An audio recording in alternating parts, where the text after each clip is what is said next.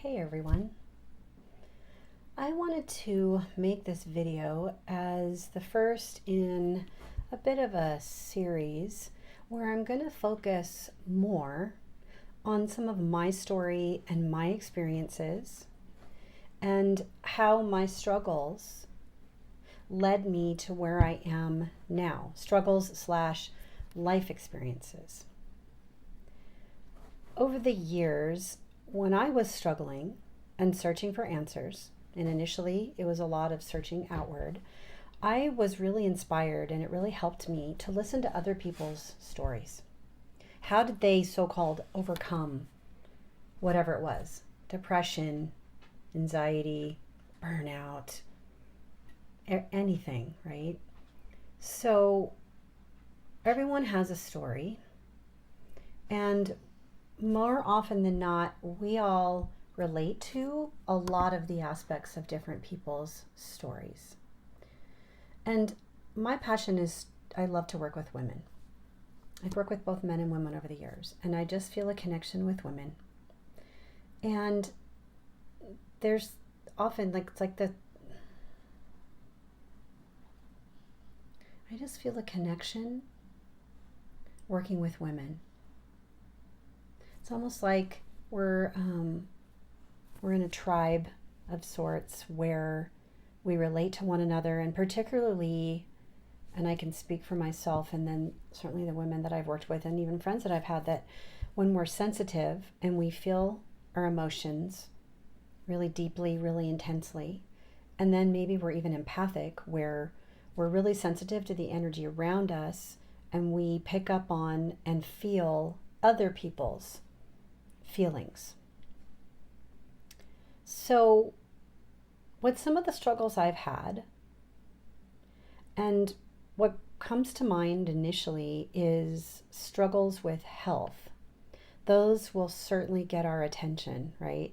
Whatever it is, it's got a name typically, because we probably have done some seeking out of help from a doctor, counselor, whatever it is.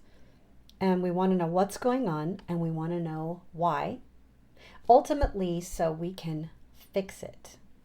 So it's like, I don't feel good. There's something wrong. What is it, and how do I make it go away? So I'll give one example. Many years ago, I had adrenal fatigue, and I can't remember if it got to, there's I think 3 stages of it. I'm certainly not an expert in it, but I just got to the point where I was so tired all the time. Found my way to a lovely naturopathic physician. We were able to measure the levels of cortisol and different hormones and things like that. And usually regular medical doctors don't even believe in it. And so I just kept finding my way to who I thought could help me with the answers. I had some other hormonal imbalances going on because it's quite a complex system, I came to find out. The way everything works in the body with hormones and regulation and all of that. And so I no longer had the energy to do and go. And I was a get up and go. I had my daughter at the time, and she was pretty young. I was working full time and really living in my head, pretty, passionate. And that was great, but it was all like what I could get done, achieving, being good enough, all of those things. And going through adrenal fatigue taught me so much. And initially it was, how do I make this stop? I mean, it was really rough to wake up not feeling refreshed. I had maybe a few okay hours of the day energy-wise, and it just went downhill from there. But then when nighttime came, I couldn't sleep. Everything was all backwards. And so it takes a lot of consistent steps and learning to slow down. And so through the process, I feel like that was when I started to look inward. There was this concept and real, I don't even know what to call it, and it's not a thing, but the mind and body are one. Used to be more considered the mind and body and connected, but everything is one. We tend to think of ourselves as so separate. We have our thoughts, and then our body's doing this thing. We have our emotions. And back then, I had no sense of higher consciousness, a higher power, being connected to my soul and why I'm here. think, actually, I take that back. I think I had somewhat of a connection. I think that drew me into wanting to become a mental health counselor to help people. But I wasn't really in touch or in tune, certainly not at a deeper level. And I initially, when I looked inward, came to know that there's something called intuition, a higher wisdom. And for me, initially, it was more just inside of me. Like I'm this separate physical human that has these parts or whatever. And I can access that and make decisions that were for my highest good. And as I have looked more into that and coming out of my healing from adrenal fatigue, which I did, then I had some other health issues, talk about it another time, but I was just so curious about all of it. And so if you're excited about something and it's a healthy something, might be something totally out of the blue, or it might be something that you've sort of had there within you, but you haven't given much attention to. And particularly if we're in survival mode, if we're struggling, we're anxious, we're exhausted, we're not going to be in tune with our passion. So my passion was always there. I feel like the fire was lit, but it was dimmed. It was really low. And I worked, when I experienced the adrenal fatigue, I was in a full-time job. And it was early morning, got my daughter to school, and felt like I wanted to finish up so I could go get my daughter. I wanted to do it all. I wanted to live like the superhuman, super mom, whatever, life. And it was all at the neglect of myself. I took hardly any time to rejuvenate myself. I certainly wasn't going to neglect my daughter to make sure I was okay at that time. And not that we should ever be neglecting. I don't really mean it that way. But we can only do so much. That metaphor that people use, and I know it's overdone, but if you're on an airplane and the oxygen, right, something happens in the cabin pressure, put on your own oxygen mask first. We can't help anyone else if we're not alive, if we're not well. And even if we are able to, we're so limited. It's not the fullness of ourself, the expansive, loving, amazing, skillful, all of that self.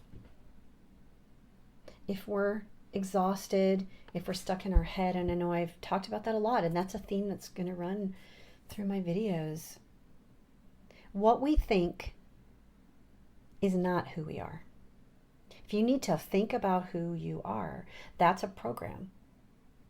That comes from looking outside of yourself and trying to figure out, who do I need to be in order to be seen as successful, even by self. We look outside ourselves in whatever culture we're living in.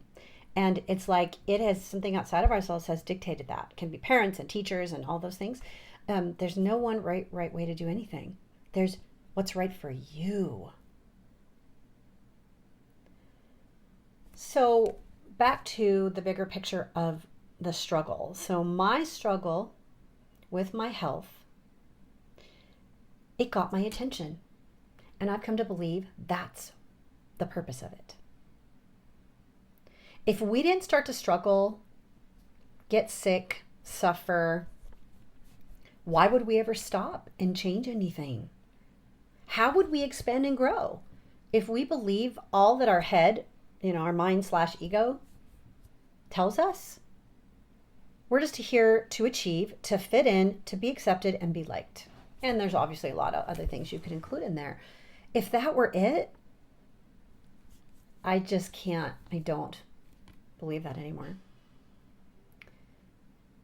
When I opened up to asking questions like, what is this here to teach me? What if there is a bigger picture to everything we experience, and that everything is here to teach us and to help us?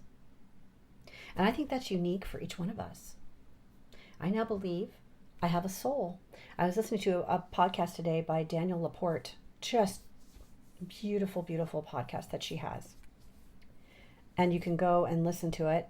I can maybe put the name down below. She talks about it's like a metaphoric description of how to reference the soul and the body and the emotions, that we have a house, which is our soul, and the furniture's like the emotions, what we feel. And it really put it into language that I really needed to hear today, because I just heard it today. I'm like, wow, I needed to hear that. And one of the points, as I understand it, that she was making is, you don't equal your feelings. What you feel is not the truth of who you are. And so it's really looking beyond and an expanded sense of our beingness. We're humans and we're beings. And a lot of us don't even stop to look at, I have a soul. I'm here for a reason. I'm in this body, but my body isn't who I am. That, for me, reframed my whole experience of being, my whole experience of the physical experience of being human, the meaning of it, that I'm not being punished, that my body is not separate. And when it's not doing well, it's not about necessarily, right, that I've done something wrong, although, I wasn't taking good care of my body. So I think my body was like, hey, hello, it's part of me and I can't exist without it. My soul can, but I can't. My existence as a human, and I believe I'm here for a reason in relation to my soul and my purpose in this physical lifetime. That whole shift for me has changed my life and has brought me more peace than I can even put into words. If any of this resonates, I invite you to go within. And how do we do that? It's really, as I've been teaching, get out of the head, connect with your heart. The heart's at the core of our soul, the bridge to higher consciousness, divine God, whatever you believe in. I wasn't always a believer that I always believed it was certainly possible. There was something more. Then there was a situation where spirit came into my family's life. I won't go into detail with that right now, but it became undeniable. There was physical evidence that the environment shifted when a medium helped us clear our house. And I was like, whoa, wow, okay. My husband and I both were like, oh my gosh, this is real. This is real.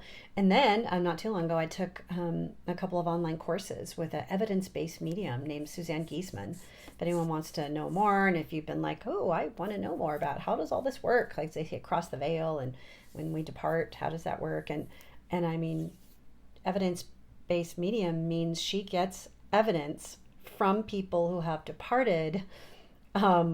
That's undeniable. So when she does readings with people, spirit tells her things that she communicates, and people are absolutely blown away. And so my mind really needed that sort of like evidence to really, because I don't experience it directly yet. I don't know. I think I do, but it's not like I see or hear. I sometimes actually do hear stuff. Feels like it's opening up a little bit, but I don't consider myself a medium. That's not necessarily why I feel like I'm here. Who knows though, right? I mean, who knows? Why the thinking, why I think I'm here, I don't even know. But I'm open, being curious. And I follow what lights me up. And this stuff really lights me up. And so for me, shifting out of my focus as primarily a mental health counselor or therapist is bringing in these conversations about our purpose. There's more to everything that's going on than what this is. And I have invited my clients into these conversations too, and I see huge shifts for people that I was not seeing before. And yep, I've got some pretty cool tools. I do the tapping, do the heart coherence and things like that. And trauma, when we have trauma, the tools are really super helpful for that too. But it's really just so important to connect with your heart and begin to love yourself right where you're at. You've done nothing wrong. There's nothing wrong with you. If you don't feel good and that's a chronic situation, then just consider, is it here to show you something, to teach you something? And what is that? I certainly invite you to reach out to me if you want to have a direct conversation. If you have questions, you can certainly post them. Email me is a great way to do that too. Hope this was helpful. I hope you're having a really lovely day, and I'll see you in the next video. Okay, bye-bye for now.